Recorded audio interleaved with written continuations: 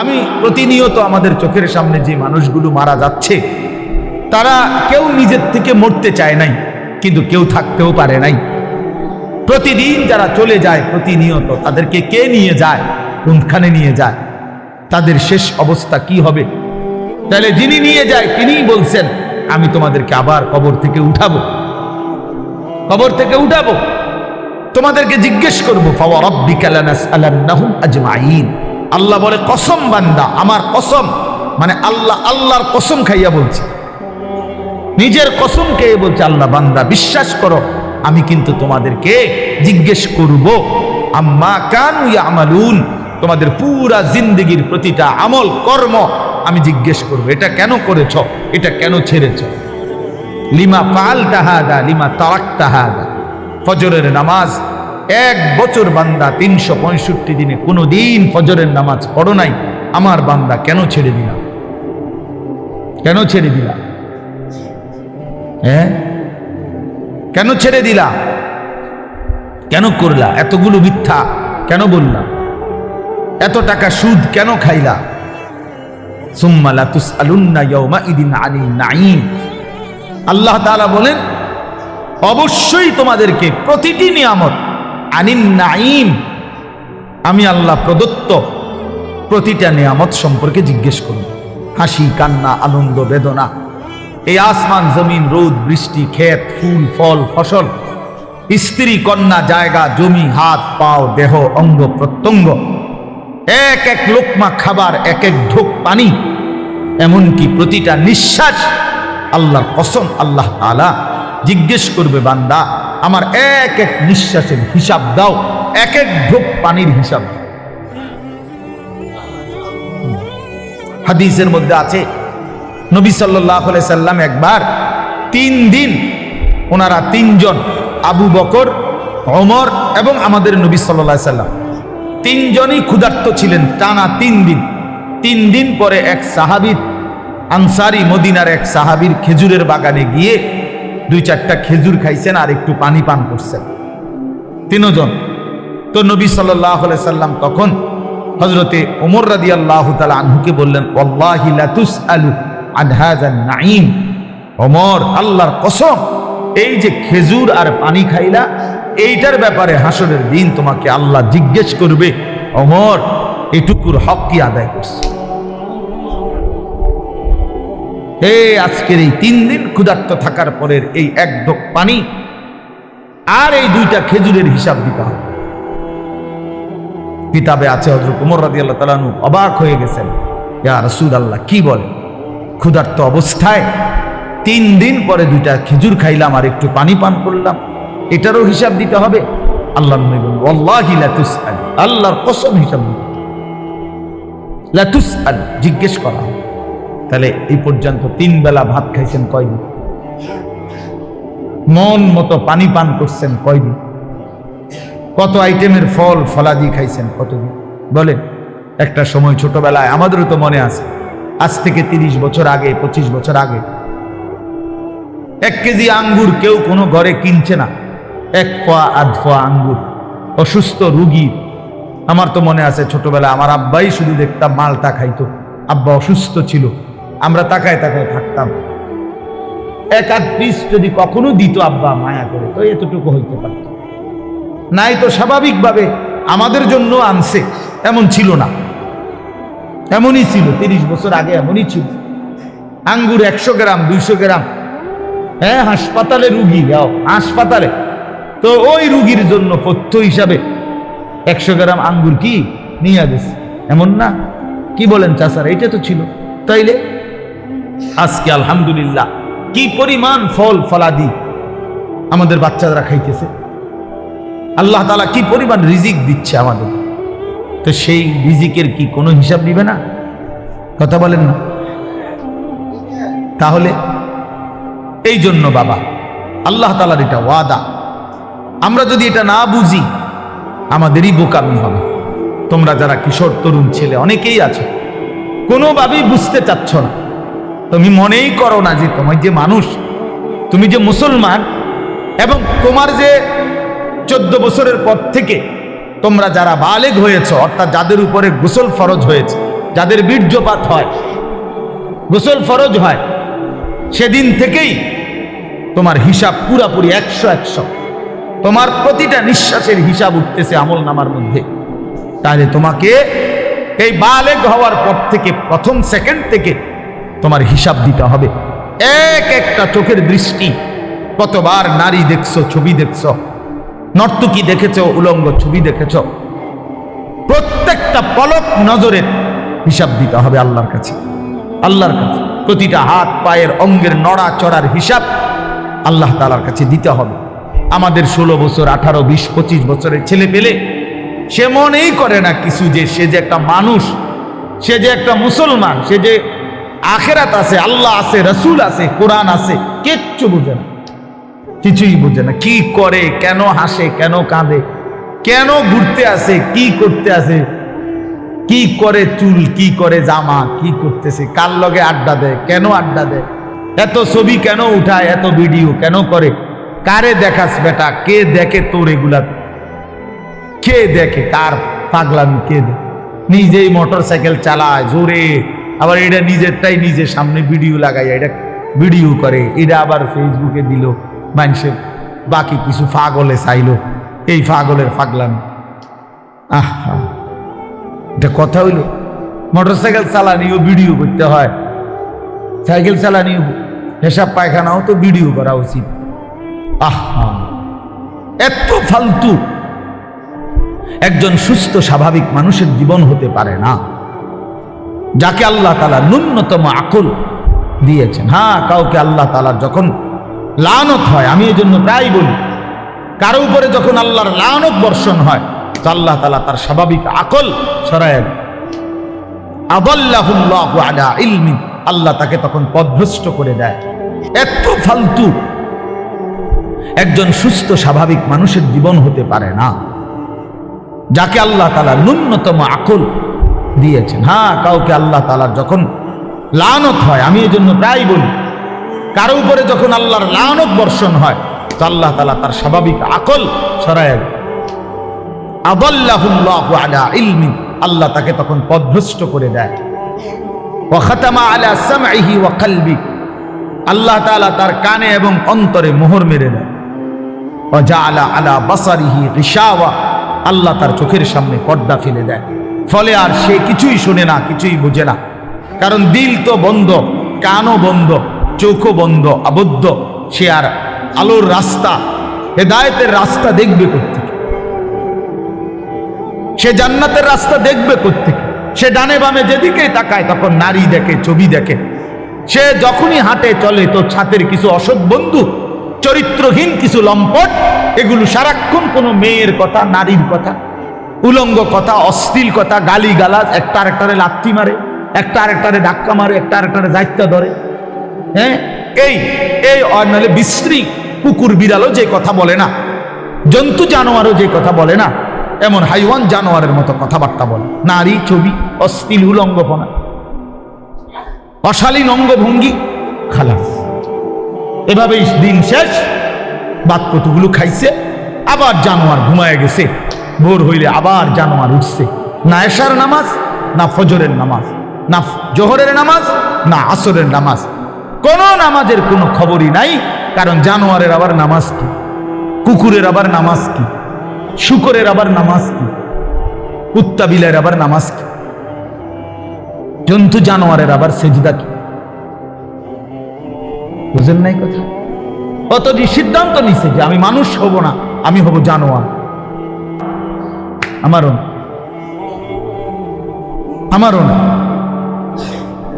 এই জন্য ছেলেরা, বাবারা, ছেলেদের দায়িত্ব তোমরা নিজেকে নিয়ে ভাবা, কি করছো? বাবাদের দায়িত্ব আপনাদের ভাবা, আপনারা আপনাদের সন্তান গড়তেছেন নাকি কি করতেছেন? সন্তানরে কি করলেন? আপনি তো সংসার করছেন কইলেন, আমি তো সব সময় প্রতিদিন বলি যে সংসার বলতে কি বুঝলেন? আপনি যে কইলেন আমি আজকে 30 বছর সংসার করলাম, কিটা? খাট পালং সোফা ফার্নিচারেরই সংসার কয় না বউ বাচ্চারে কয় সংসার? একটা মানুষ যদি বলে যে আমি পরিবার নিয়ে এনে বেড়াইতে আইছি, তো পরিবার নিয়ে বেড়াইতে আইলে এ কথা বললে তার মানে খাট সোফা টোফা বেটার ঘরের ফার্নিচার ইডি লই আইছে বেড়াইতে নাকি? কি কি নিয়ে আইছে? বউ বাচ্চা নিয়ে আইছে, এই না কথা বুঝায়। তাইলে সংসার বলে বউ বাচ্চারে, পরিবার বলে বউ বাচ্চারে, এই মানুষগুলোর এক সংসার বলে। খাট পালংরে কি বলেন? এগুলো তো বদলায় যায়। এগুলো তো আমনের আমলও আপনি চেয়ার বদলাইছেন, বদনা বদলাইছেন, বালতি বদলাইছেন। আমনের নিজের আমলেও তো আপনি 40 বছরের ভিতরে কত আসবাব বদলাইছেন না? আগেরটা পুরান, সুন্দর লাগে না, মডেল নতুন করে কিনছে। তো এগুলো তো কিচ্ছু না, মানুষগুলো হলো আমার সংসার। তাহলে আমার ছেলে মেয়ে নামাজ পড়ে না, পর্দা করে না, আল্লাহর নাম জানে না, কোরআন শরীফ পড়তে জানে না, বউ পর্দা করে না, রাস্তার লগে পুকুর বেড়ি গোসল করে, তামাম মানুষ চাইয়াতায়। এই অসভ্য নারী, এই বেটিও অসভ্য, এই বেটির জামাইও অসভ্য, একেবারে 100% অসভ্য। দোনোটা অসভ্য, দোনোটা অসভ্য। বেড়াটাও অসভ্য, বেটিটাও অসভ্য। তে বেটারও কোনো লজ্জা নাই, তে মানুষের বেটি চায় আর তার বেটিরে মানুষে চায়, খালাস। হ্যাঁ, নাই তো এই বেশরম 30 বছরের কামাই দিয়া বেটা তোর বউয়ের জন্য একটা গোসলখানার ব্যবস্থা করতে পারলি না বেটা, তুই কি এর বেটা? বেটা অপদার্থ বেটা, তোর বেড়াই বলে কে বেটা? তো অপদার্থ ছাড়া আর কিচ্ছু না। নিজের স্ত্রীর জন্য একটা, মেয়েটার জন্য একটা নিরাপদ গোসলের ব্যবস্থা করতে পারে নাই পর্দার ভিতরে, এরকম বেহায়া, এটা কেমন পুরুষ? এমন নির্লজ্জ পুরুষ হয় কেমনে নিয়া? এরকম বেগায়রত, আত্মমর্যাদাহীন। আমার স্ত্রী রাস্তার মানুষে দেখবো, তাহলে আমি জীবনের বাচ্চা থেকে কিনলাম। আমার মেয়ে রাস্তার ফোলাফাইনে টিটকারি মারবো, ইটকারি মারবে, অথচ মেয়ে আমার, তাহলে আমার মতো বেড়াই মুসলমান আমার বাচ্চা থাকার দরকার কি? বেড়া আমি মরে যাই না কেন? আমি মরে যাই না কেন? আমি পানিতে ডুবি না কেন? বলে।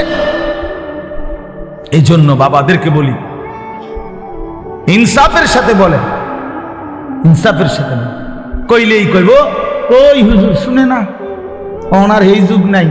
কোন যুগ নাই? নূহ আলাইহিস সালামের যুগ নাই নাকি?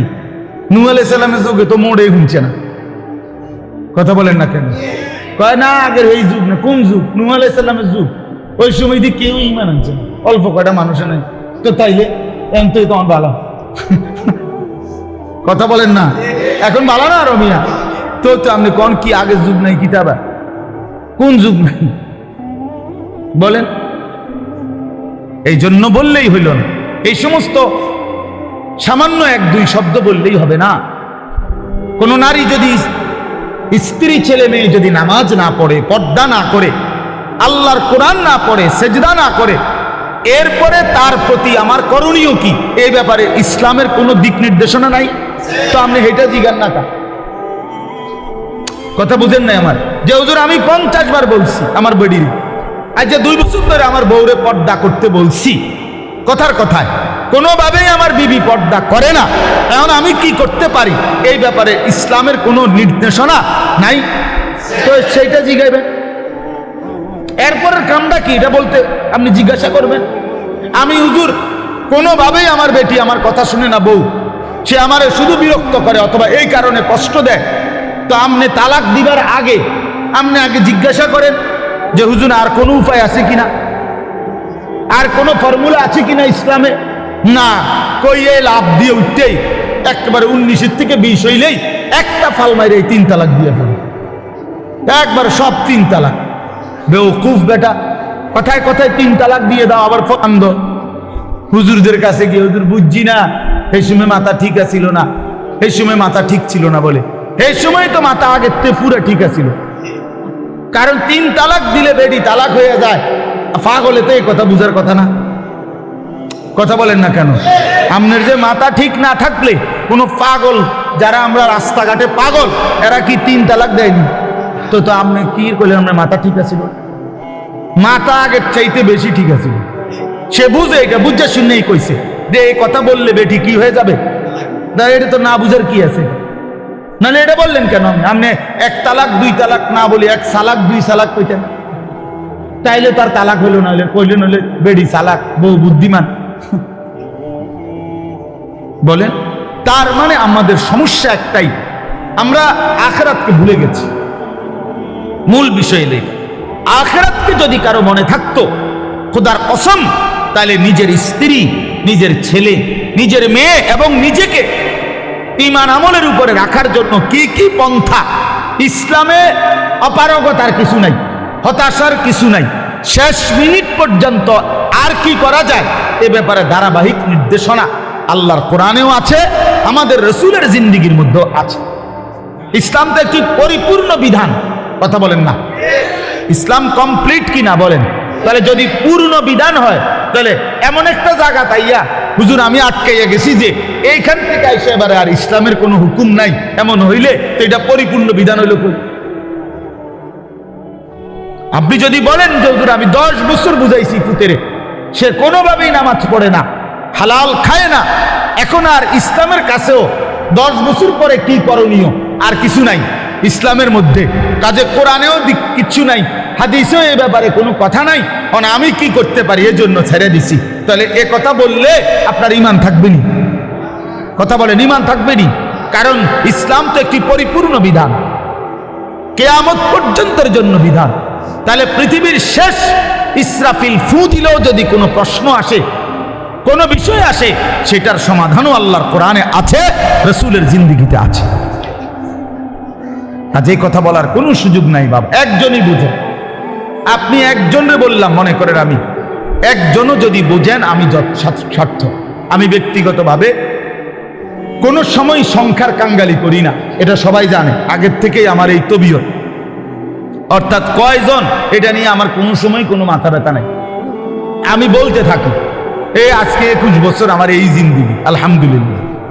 অর্থাৎ বলতে থাকা দরকার আমার। কয়জন? একজন শুনুক আর 1 লাখ শুনুক, খালাস, শুনছে তো শুনছে। তো আমি ধরে নিলাম যে আমি একজনকেই বললাম। এক ভাই তার ফিকির আসলো নিজের পরিবর্তন, স্ত্রী সন্তানের পরিবর্তন।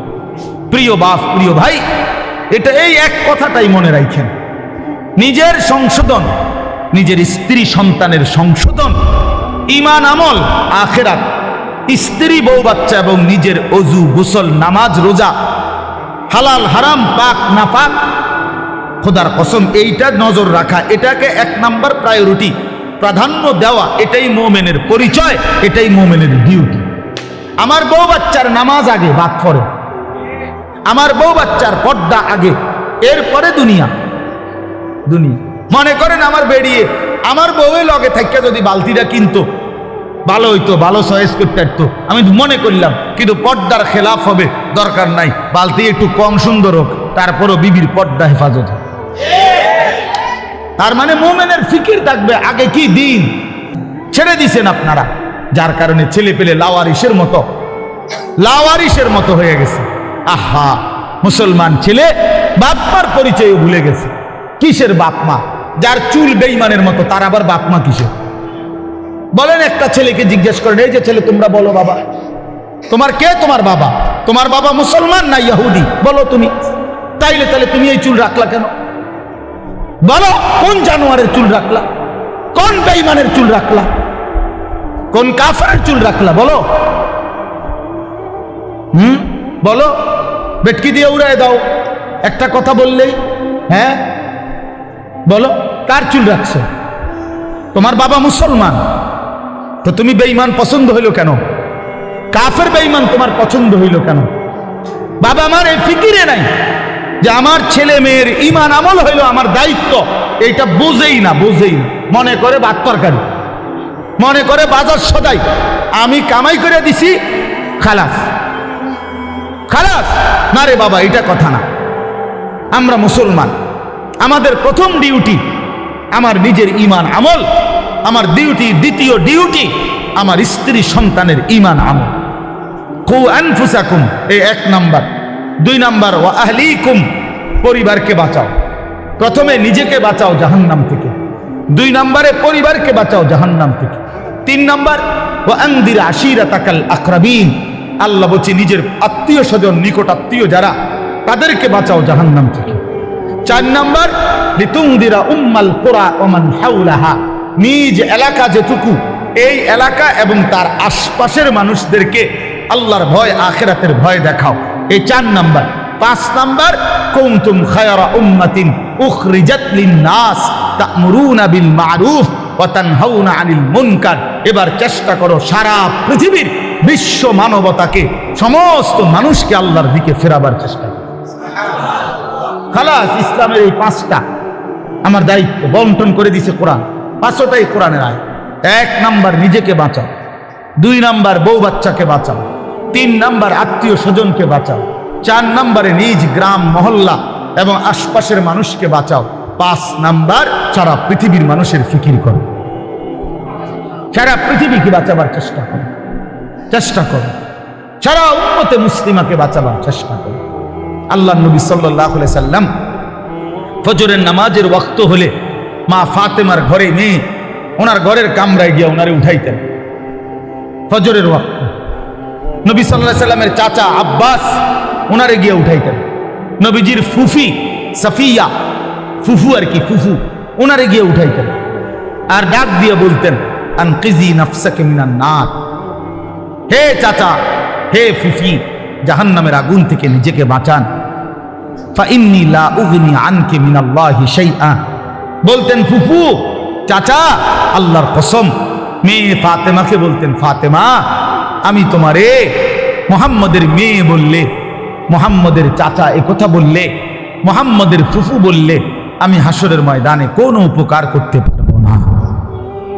নিজের ঈমান, নিজের সেজদা, নিজের তাকওয়া এটা দেখাইয়া হাসরের ময়দানে মুক্তি নিতে।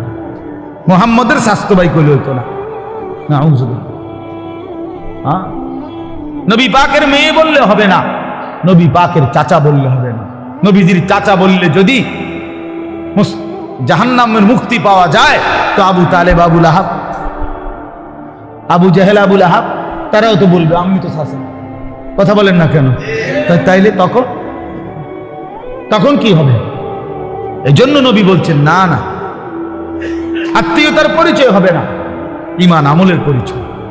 ফাইযা নুফিখা ফিস-সূর ফালা আনসাবা বাইনাহুম ইয়াওমাইদিন। আল্লাহ বলেন হাসরের মাঠ যখন কায়েম হবে, কেউ কাউকে কোনো আত্মীয়তার নসব মানে কি? আত্মীয়তা, বংশের কোনো পরিচয় হবে না। ওয়ালা ইয়াতাসাআলুন, কেউ কাউকে ভালো মন্দ জিজ্ঞেস করবে না। ভাইজান কোনো কষ্ট হইতেছে কিনা, চাচা বসতে কোনো অসুবিধা হইতেছে? না না, এখানে কথা কই না, হাসরের ময়দানে। বুঝেন নাই? এখন না আমরা জিগাই যে ভাই সাহেব কোনো একটু আরামসে বসেন বা ওনার একটা চেয়ার দেন, ঠিক আছে না চাচা যান মুরব্বী, ওনার একটু আগে বাইর হইতে দেন ওনার, আমরা এরকম বলি কি না বলে? তো আল্লাহ তাআলা বলেন কিয়ামতের দিন ওয়ালা ইয়াতাসাআলুন, কেউ কাউকে একটু শব্দ জিজ্ঞেস করবে না যে কষ্ট হচ্ছে কিনা। না না, লিকুল্লি ইমরিইন মিনহুম ইয়াওমাইদিন শা'নুন ইউগনি। আল্লাহ বলেন প্রত্যেকেই নিজেকে নিয়েই ব্যস্ত থাকবে। ইয়াওয়াদ্দুল মুজরিমু লাউ ইয়াফতাদি মিন আযাবি ইয়াউমিইদিন বিবানি ওয়া সাহিবাতিহি ওয়া আখিহি ওয়া ফাসিলাতিহি আল্লাতী তু'যি ওয়া মান ফিল আরদি জামিআ সুম্মা ইউনজি। বড় সাংঘাতিক আয়াত এটা। আল্লাহ বলে প্রত্যেকটা নাফরমান পাপী জাহান্নামী কিয়ামতের দিন আল্লাহকে বলবে, আল্লাহ আজকে এই হাসরের ময়দানে আপনি আমার ভাই, আমার স্ত্রী, আমার সন্তান, আমার মহল্লাবাসী, এমনকি গোটা পৃথিবীবাসীকে জাহান্নামে দিয়ে দেন, তবুও আমারে বাঁচায় দেন। ওয়ামান ফিল আরদি জামিআ, প্রয়োজনে জমিনের সমস্ত মানুষকে জাহান্নামে দেন। সুম্মা ইউনজি, তবু আমারে বাঁচিয়ে দেন। এমন আগুন আমি সইতে পারবো না মাওলা। কারণ কোরআন শরীফে আছে যে সরাসরি হাসরবাসী আখিরাতে হাসরের মাঠে ফেরেশতারা জাহান্নামকে টেনে আনবে। ওয়াজিআ ইয়াউমাইদিন বিজাহান্নাম, জাহান্নামকে 2 চোখে দেখবে মানুষ। এই দেখেই তখন প্রতিটা নাফরমান বলবে, মাওলা এমন ভয়ানক আগুন যেটা ধাউ ধাউ করে জ্বলতেছে, তীব্র জাহান্নামের গর্জন, টকবক করতেছে আগুন। আল্লাহর নবী বলবেন জাহান্নামের বিকট গর্জনে গোটা হাসরের ময়দানের ইমানদার নাফরমান, আরে নবী, আউলিয়া, সিদ্দিক পর্যন্ত চিৎকার দিয়া বলবে, ইয়া রব্বি নফসি নফসি, জিব্রাইলের মতো সাহাবী ফেরেশতা, ফেরেশতাদের কোনো গুণই নাই, চিন্তাও নাই, সেই জিব্রাইলের মতো ফেরেশতা হাদিসে আছে হাসরের ময়দানে জাহান্নামের দিকে তাকাইয়া মাটির মধ্যে নিজের হাত বাইরেতে হাত বাড়ি দিতে দিতে করতে বলবে, ইয়া রব্বি সাল্লিম সাল্লিম, আয় মাওলা আমারে বাঁচান, আমারে বাঁচান, আমারে বাঁচান, আমাকে। আল্লাহ তাআলা বলেন কাল্লা, কিন্তু আল্লাহ বলে কখনোই না। ইন্নাহা লাযা, রব্বুল আলামিন বলেন এটা জ্বলন্ত ধাউ ধাউ করে প্রজ্বলিত আগুন। নাযাতাল লিশাওয়া, রব্বুল আলামিন বলে না ফরমান এই মুহূর্তে জাহান্নামের আগুনে ফেলা হবে, প্রথম সেকেন্ডেই, প্রথম মিনিটেই নাযাতাল লিশাওয়া, সারা দেহের গোশত চামড়া হাড্ডি প্রথম মিনিটেই, এক সেকেন্ডেই একদম জ্বলে ভুনা হয়ে যাবে। নাযাতান অর্থ এটা মাশওয়ি, মানে ফ্রাই ফ্রাই ফ্রাই হয়ে যাবে, ভুনা হয়ে যাবে, ভুনা এক মিনিটেই ভুনা হয়ে যাবে। নারুল্লাহিল মুকাদা আল্লাতী তাত্তালিউ আলাল আফইদা, আল্লাহ বলে বান্দা জাহান্নামের আগুন মনে রেখো আমি আল্লাহর জ্বালানো আগুন। এই আগুন তো আমি জ্বালাইছি। কে জ্বালাইছে? এই আগুন আমি আল্লাহর জ্বালানো আগুন। দুনিয়ার তোমরা লাকড়ি জমা করে তোমরা আগুন জ্বালাইছো এমন না, জাহান্নামের আগুন আমি আল্লাহর, নারুল্লাহিল মুকাদা, আমি আল্লাহর প্রজ্বলিত আগুন। অতএব আমার এই আগুনে যখন ফেলা হবে, আল্লাতী তাত্তালিউ আলাল আফইদা, দুনিয়ার আগুন যখন কারো দেহের মধ্যে লাগে, ছুটাছুটি করে কিংবা পানি দিয়ে যে কোনো ভাবে যদি রক্ষা করা যায়, তাইলে হয়তো হাত পুড়ে গেছে বাকিটা বাইচা গেছে, পাও পুড়ে গেছে বাকিটা বাইচা গেছে, এমন হয় কিনা? তো রব্বুল আলামিন বলেন জাহান্নামের আগুনে যখন ফেলবে, আমার এই প্রজ্বলিত আগুন ফেলতেই প্রথম মিনিটেই বান্দা তোমার সারা দেহ এমনকি তোমার কলিজা সুদ্ধা প্রথম মিনিটেই জ্বালায় ফেলবে। একই সাথে একই মুহূর্তে বাহির এবং ভিতরের কলজাটা সুদ্ধা ভুনা করে ফেলবে। আল্লাতী তাত্তালিউ আলাল আফইদা, আফইদা। কি মনে করছো নওজোয়ান? আগে নয়তো সিদ্ধান্ত নাও আখেরাত নাই, এবার বেডি চাও, কোনো অসুবিধা নেই। তুমিও ল্যাংটা হয়ে যাও, ছবিও দেখো ল্যাংটা। দেখো যুবক, আমি বললাম তুইও লুঙ্গি খুলে ফেল, কাপড় খুলে ফেল, নাফরমান। আর নর্তকীও দেখ, তোর কাপড়ও খুলে ফেল, নর্তকীর কাপড় তো খোলাই, যা দেখে। তবে আগে শর্ত হলো একথা বুঝাপড়া করে নাও, কারোর সাথে হিসাব মিলাইয়া নাও যে আসলে যে হুজুররা বলে কবর হাসর আখেরাত, এটি আসলে মিশা কথা নেই, এই কথা কারোর থেকে জিজ্ঞাসা করে নাও। কথা বুঝেন নাই আমার? এটা যদি ফয়সালা হয়ে যায় যে হ্যাঁ এগুলো নাই, তো ঠিক আছে বন্ধু, নাচো গাও ফুর্তি করো, যা মন চায় তাই করো। কিন্তু এ কথার তো কোনো কাফেরও আজ পর্যন্ত বলে নাই যে কবর হাসর আখেরাত নাই।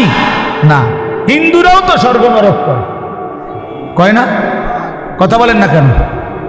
হিন্দুরা মরলে আমরা যেরকম কই মরহুম, হেরাদে কয় স্বর্গীয় উমক। তো হিন্দুরাও তো বলে, কাফের বেঈমানও তো বুঝে পরকাল, তুমি বুঝো না কেন? কাফের বেঈমানের পরকালের ধারণা ভুল ধারণা, মানে পরকাল মানে, কিন্তু পরকালের ব্যাপারে তারা যেই ধ্যান ধারণা, এটা তাদের ভুল। কিন্তু আমরা মুসলমান, আমাদের পরকালের ব্যাপারে বর্ণনা একেবারে স্পষ্ট। কোরআনুল কারীমের 3 ভাগের 2 ভাগে আখিরাত। আখিরাত নবী সাল্লাল্লাহু আলাইহি সাল্লামের সারা জিন্দেগীর চোখের পানি উম্মতের জন্য যে কাঁদছেন 23টা বছর, কি জন্য? যে আল্লাহ 23 বছর নবী কাঁদছেন উম্মতের জন্য। কেন? দুনিয়ায় যেন ভাত মাছে কষ্ট না পায় উম্মত, এজন্যই তো না? কথা বলে, উম্মত যেন ভাতে মাছে কষ্ট না পায় দুনিয়ায়, বউ বাচ্চা লইয়া যেন সুখে চলতে পারে। এই জন্যই তো নবীর 23 বছরের চোখের পানি, নাকি? তাহলে কি জন্য কথা বলেন না, কোন জায়গার জন্য কাঁদছেন? তো সেই আখিরাত মিথ্যা, নবীর 23 বছরের চোখের পানি মিথ্যা। তাইলে আপনারা কি বুঝলেন বাবা? যারা নামাজ পড়েন না, কেন পড়েন না? কি বুঝছা? মানে আমার লোক, আমার কথা হলো, আমার এটা মাঝে বুঝতে মন চায়, জানতে মন চায় যে একটা যুক্তি তো থাকবে যে হুজুর আপনি যত কথাই কন এটা এটা হইতো না, আমি এটা বুঝছি, আপনি নাম বুঝেন ধরলো আমি বুঝছি, তো এইটা আমারে বুঝায় কর না। আচ্ছা আমরা শুনি, কি দৃষ্টিতে তুমি বুঝলা আখিরাত নাই, পরকাল নাই, এই পাপের কোনো বিচার হবে না, এটা কেমনে বুঝলা? একটা যুক্তি তো থাকবে মানুষের। এই জন্য দয়া করে ভাবতে শিখে। আমি আমার সবটুকু দিয়ে বলতে, আমি আজীবন চেষ্টা করছি আমার এই ছোট্ট জীবনটা বলতে বলতে আজ আর শরীর অনেক কাহিল হয়ে গেছে, ব্যস্ততা অনেক বাড়ছে, কিন্তু শরীর কি হয়ে গেছে? দুর্বল হয়ে যাচ্ছে, দুর্বল হয়ে গেছে। কিন্তু তবুও চেষ্টা করছি বলে যাওয়ার। অর্থ হইলে কথা বলা, বাবা আখিরাত সত্য, কবর সত্য, হাসর সত্য।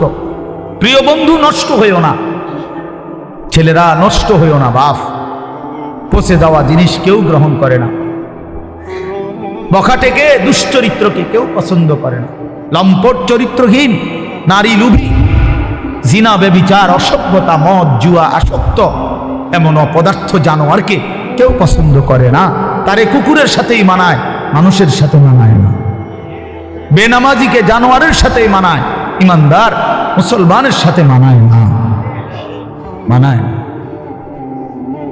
হ্যাঁ, এজন্য এটা জরুরি বিষয়, এটা বুঝার বিষয়। কেন আমি নামাজ পড়ব না? কেন আমি হালাল খাবো না? 30 বছর ধরে যারা সুদ খাইতেছেন, এই বাবা সংসারের অভাব পূরণ হয়েছে তো? বলেন না কেন? হ্যাঁ, 30 বছর ধরে যেই বাটপারে ওজনে কম দেয়, এই বাটপার জিজ্ঞাসা করেন না যে বাটপার তোর এই 30 বছর ধরে যে কাস্টমার ঠগাস, তোর অভাব গেছি না যাবে কোনোদিন? তো তো লাভ হইল কি? কি রে এত সিটারি করে কাম তো লাভ হইল না, সিটারিয়ে যা করলা, কই সংসারের অভাব তো গেল না, কিস্তি তো শেষ হয় না, কিস্তি তো শেষ হয় না, প্রয়োজন তো শেষ হয় না। কই কিস্তি ইনকাম করে 90,000, কিস্তি চলে 6 লাখ। হ্যাঁ, কথা বলেন না কেন? কিস্তি কারণটা কি? বেডারে দিয়েও কিস্তি লইছে, বেডিরে দিয়েও কিস্তি লইছে, ফুতের বউরে দিয়েও কিস্তি লইছে, নাতিরে দিয়েও কিস্তি লইছে। সংসারের সবগুলো হারাম কর, বউ হারাম কর, স্ত্রীও হারাম কর, ফুতের বউ হারাম, প্রত্যেক কিস্তি যে লইছে তো হারাম কর। কথা বলেন না কেন? হ্যাঁ, মাতেন না কা নাইরা আপনি পাল্টা জবাব দেন। হ্যাঁ কোন, আমি শুনি, তর্ক করেন। কিস্তি মানে তো হারাম, সুদ মানে তো হারাম, সুদ মানে তো হারাম। তো বলে হুজুর না খাইয়া মরে যাবনি? হ্যাঁ মরে যাবেন, মরলে কি শরম নেই? কোনো মানুষ মারা গেলে এটা কি বেজ্জতি নেই যে ছি ছি ছি জীবনে কেউ মরল না, হায় হায় রে আস্তাগফিরুল্লাহ আস্তাগফিরুল্লাহ, এরকম শরমের কথা? লোকটা মুখে গেল বলে, বলেন মরে যাওয়া কোনো শরম? তো মরে যাবে, অসুবিধা কি? আমারও তো অনেক সময় অনেকে বলে যে হুজুরে না খাইয়া কি মরে যাবে? মরে যাবেন, আপনি অসুবিধা কি? না খাইয়াই মরে যাবেন, অভাবে মরে যাবেন, ঠিক আছে, কিন্তু এরপরও তো চোখটা বন্ধ হইলে জান্নাতের দুয়ার খুলে যাবে। যে মাওলা অভাবে পড়ে গেছি তো তোমারে ছাড়ি না, খাইতে পাই নাই কিন্তু তোমারে ছাড়ি না। নবী সাল্লাল্লাহু আলাইহি সাল্লাম তো পেটে 2টা পাথর বাঁধছে। আপনারা আমাদের কার হালাত এমন হইছে ক্ষুধার কষ্টে? হ্যাঁ, পাথর বাঁধছে, বলে 3 দিন খান নাই টানা, এমন আমাদের কারো জানা মতে, আর আমরা বাদ দেন নিয়া, আমাকে জানা মতে বলে আমার চাচা একবার এরুম হয়েছে, আমার জ্যাডার একবার এরুম হয়েছে যে 3 দিনে এক লোকমা খাবার খায় নাই, এমন হয়েছে। চাচা আপনি শুনছেন? চাচা আপনি তো মুরব্বী বয়স্ক, আপনি বলেন চাচা, আপনি বলেন, এমন শুনছেন কোনোদিন? কিন্তু আল্লাহ নবী সাল্লাল্লাহু আলাইহি সাল্লাম যে দিনের পর দিন 3 দিন ক্ষুধার্ত ছিলেন। এ কথা কি আপনারা শুনেন নাই? তাহলে নবীজির চাইতে ক্ষুধার কষ্ট বেশি সয়েছে এমন উম্মত এই 1450 বছরও এখনো হয় নাই। সাহাবায়ে কেরাম, আবু বকরের মতো দামি সাহাবী, ওমরের মতো দামি সাহাবী, হযরত আয়েশা নবীজির স্ত্রী বলেন, রাআইনা হিলালান সুম্মা হিলালান সুম্মা হিলালান। নবীজির স্ত্রী বলেন, এক চাঁদ উঠছে, এটা ডুবছে, আরেক চাঁদ উঠছে, এটা ডুবেছে, আরেক চাঁদ উঠছে, এটাও ডুবছে। কয়টা হলো? কয় মাস? 3 মাসে। আল্লাহর কসমে মসজিদে বসা নবীজির হাদিস, আম্মা জান আয়েশা বলে, মা আওকাদাত ফি আবিয়াতে রাসূলিল্লাহ নারুন। আবিয়াত বহু বচন না, বাইতুনের রাসূলের 9 জন বিবি। আম্মা জান আয়েশা স্ত্রী বলে, আমরা 9 বিবির কারো ঘরে এই গোটা 3 মাসে কোনো দিন রান্না করা চুলায় কোনো খাবার আমরা খাইনি, কোনদিন। ফামা আইশুকুম। সাহাবী জিজ্ঞেস করছে, মা তাহলে বাঁচলেন কিভাবে? ফামা আইশ, জীবনটা চালাইলেন কেমন? আল্লাহ নবীর স্ত্রী বলেন, আত্তামারু ওয়াল মা, খেজুর এবং পানি। 3 মাস খেজুর এবং পানি, সকালেও এটা, দুপুরও এটা, রাতেও এটা, শনিবারও এটা, রবিবারও এটা, সোমবার, মঙ্গলবার, বুধবার, বৃহস্পতিবার, শুক্রবার, প্রতিদিন একই জিনিস। এভাবেই জিন্দিগি পার করছে। পানি, খেজুর, খেজুর, পানি। খেজুরও তো অল্প, 1টা 2টা 8টা।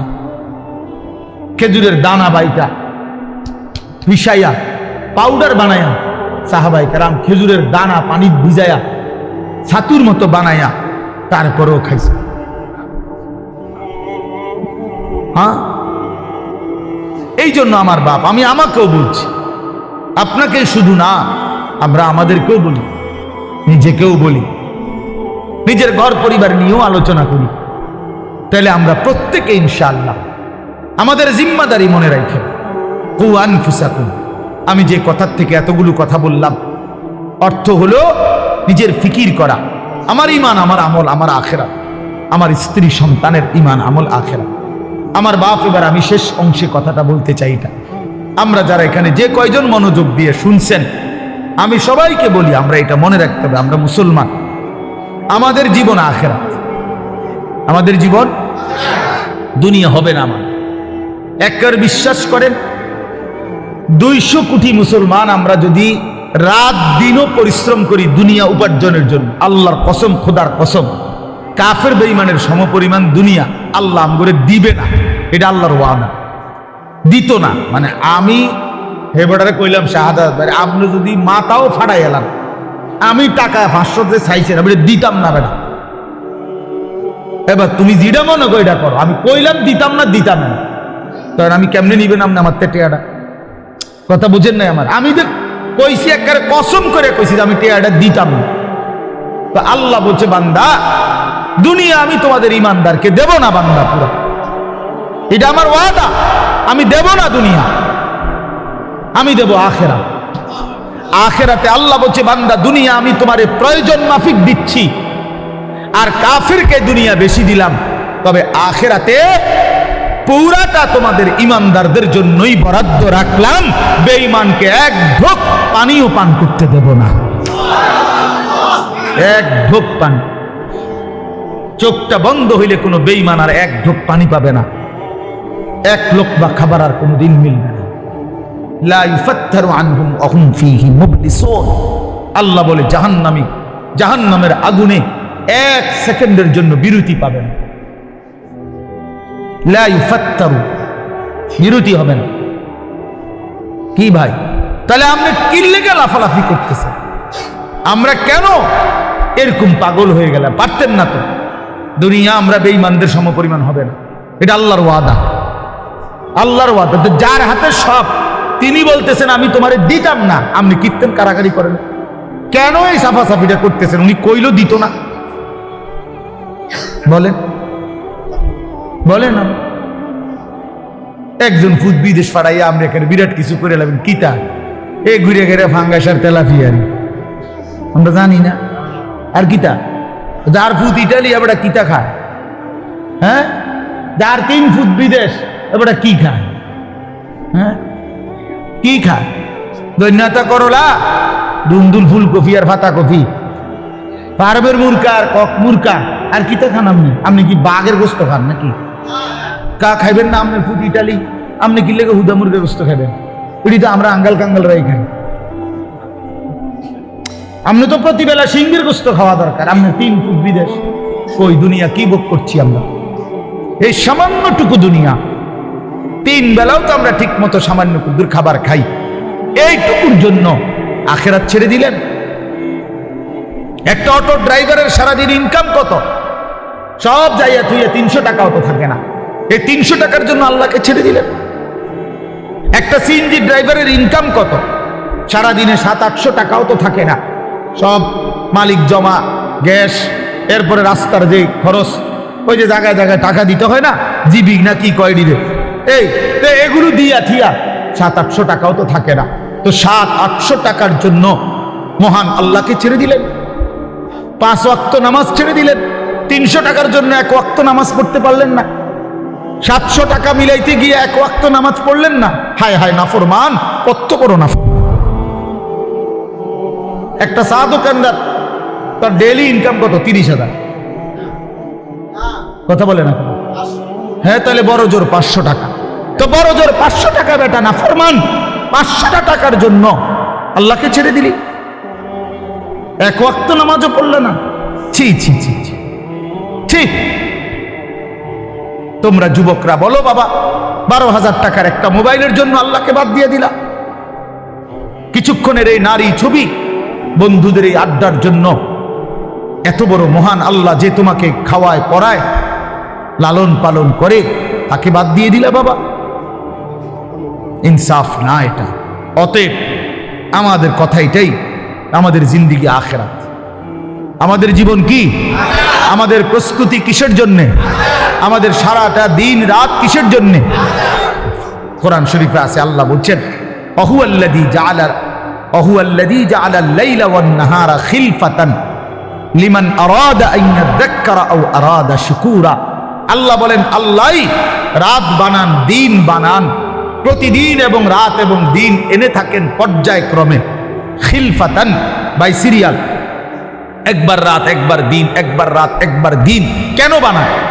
আল্লাহ নিজে বলতেছেন, আমি রাত এবং দিন বানাই লিমান আরাদা আন ইয়াযাক্কারা, যারা যারা আমি আল্লাহকে স্মরণ করতে চায়, আমার ইবাদত করতে চায়, আমি তাদের জন্য রাত দিন বানাই। হ্যাঁ, আমার বান্দা যদি রাত না হয়, মাগরিব পড়বে কেমনে? পড়বে কেমনে? ফজরের নামাজ পড়বে কেমনে? আমার বান্দা সারা দিনের পরিশ্রমের জন্য বিশ্রাম করবে কেমনে? এই জন্য আমি রাত বানাইলাম। আমি যদি দিন না বানাই, তো আমার বান্দা ফজর পড়বে কেমনে? জোহর পড়বে কেমনে? আসর পড়বে কেমনে? হালাল উপার্জন কেমনে করবে? এই জন্য আমি দিন বানাই। তো আল্লাহ তাআলা বলেন, সেজদার জন্য, আমার হুকুম মানার জন্য আমি রাত বানিয়ে থাকি, দিন বানিয়ে থাকি।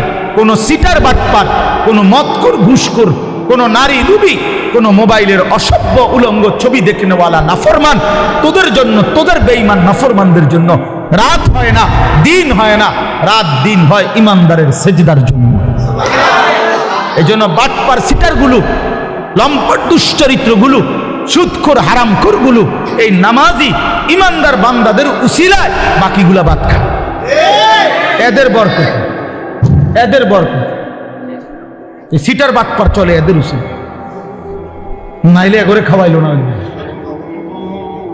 যদি সেজদাওয়ালা না থাকতো, যদি ইমানওয়ালা না থাকতো, যদি তালিবে ইলম না থাকতো, যদি উলামায়ে কেরাম জমিনে না থাকতো, যদি আল্লাহর কোরআন পড়নেওয়ালা কেউ না হতো, আল্লাহর জিকির যদি উচ্চারিত না হতো, তাহলে কোনো নাফরমান বেঈমানের জন্য আল্লাহ পাক রাতও বানাইতেন না, দিনও বানাইতেন।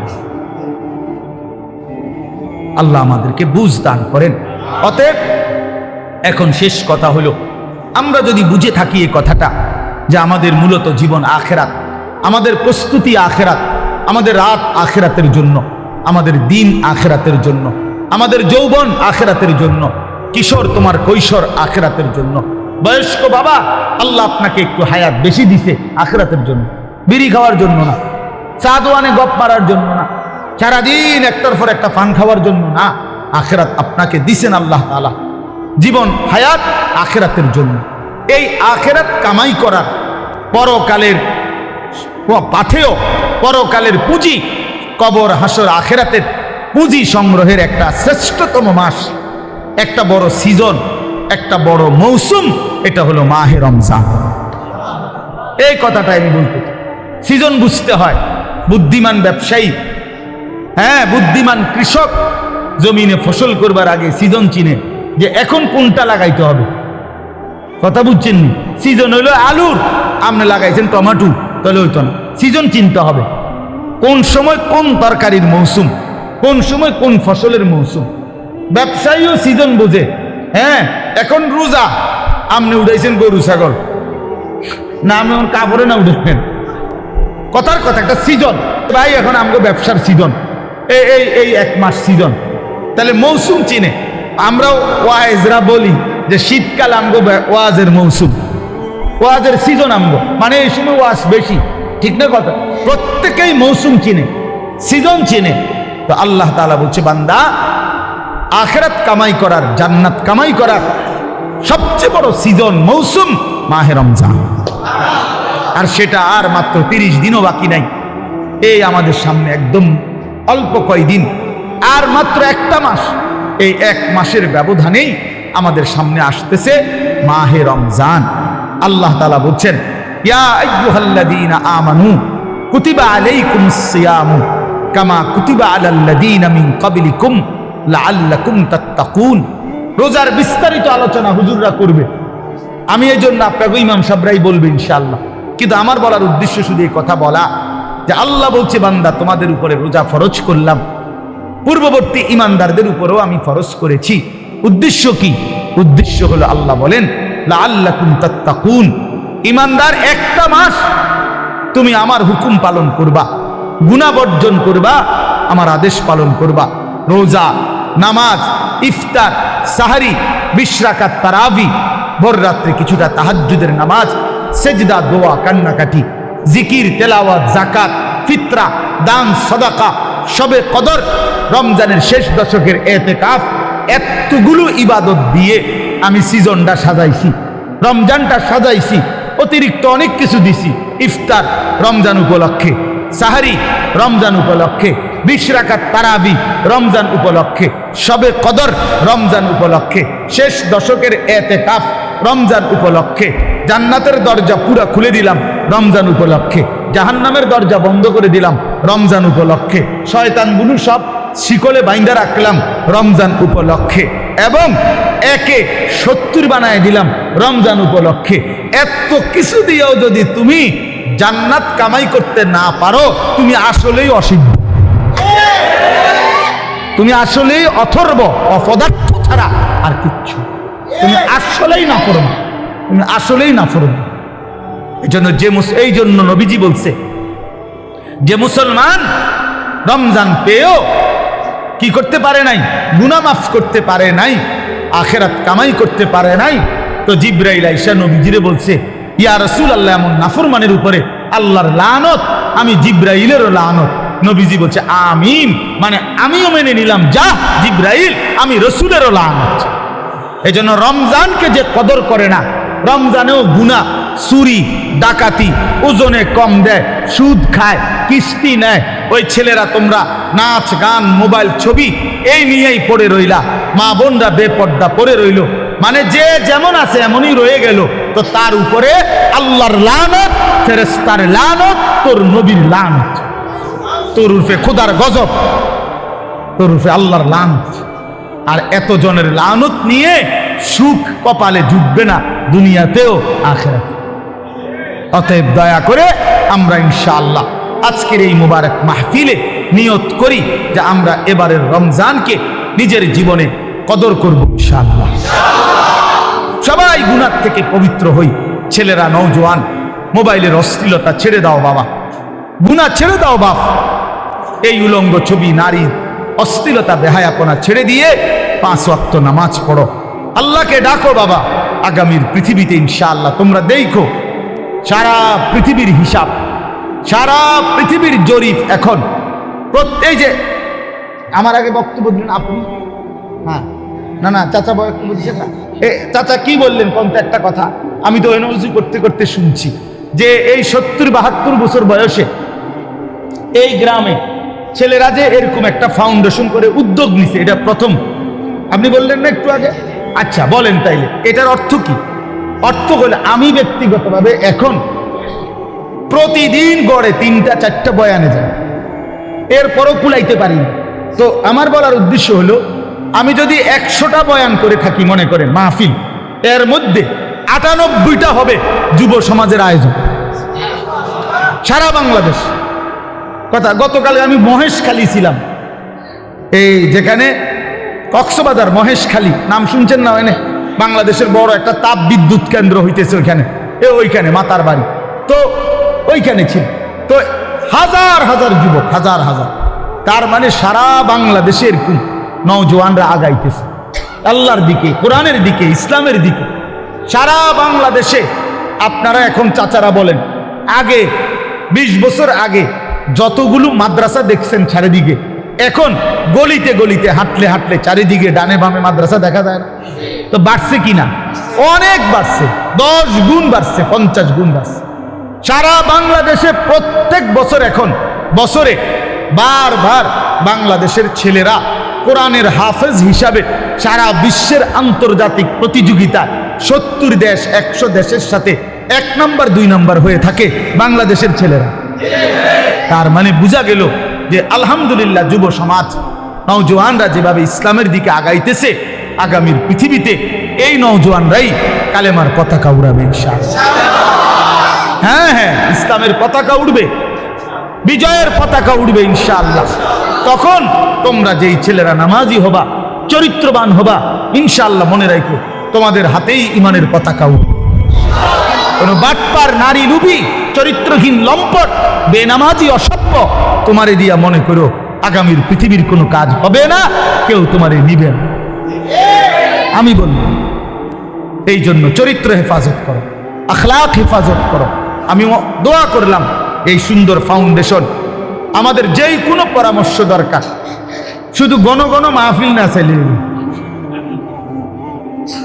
আমার মাদ্রাসায় যাইবা অসুবিধা নাই। প্রতি মাসের 2য় শনিবার আমাদের মাদ্রাসায় মাসিক ইসলাহি মাহফিল হয়।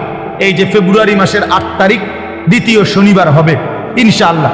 আপনারা নওজোয়ানরা ছেলেরা তোমরা যাইও, বয়ান শুনতে যাও, দেখা হোক, কোনো পরামর্শ দরকার হইলে আমরা পরামর্শ দেব ইনশাআল্লাহ। কিন্তু ইনশাআল্লাহ আমার আশা এটা, আমরা বিশ্বাস করি আগামীর পৃথিবী যুবকরাই, নওজোয়ানরাই কালেমার পতাকা উড়াবে ইনশাআল্লাহ। অতএব আমরা যেন কেউ নষ্ট না হই, চরিত্রহীন না হই, চরিত্রহীন না হই। আল্লাহ আমাদেরকে তৌফিক দেন, কবুল করেন। আজকের এই মুবারক মাহফিলকে আল্লাহ তাআলা ভরপুর বরকত দান করেন। আর কিছু আলহামদুলিল্লাহ রাব্বিল আলামিন।